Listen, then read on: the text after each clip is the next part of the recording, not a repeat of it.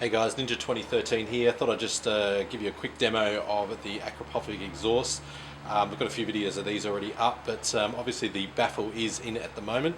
As you can see, it's sitting in right here, and it's usually held in with a little screw that sits inside there. So I'll start the bike up, have a bit of a listen to it, and then I'll pull the baffle out and give it a few revs. See what you think.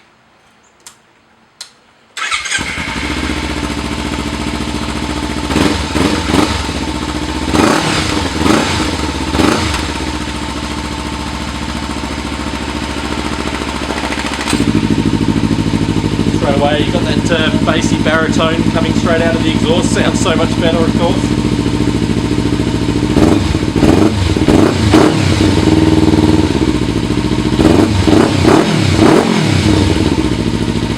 Baffle back in.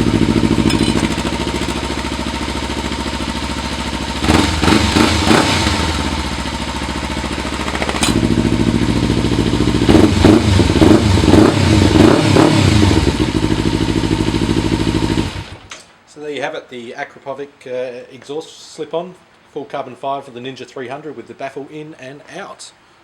Tell me what you think.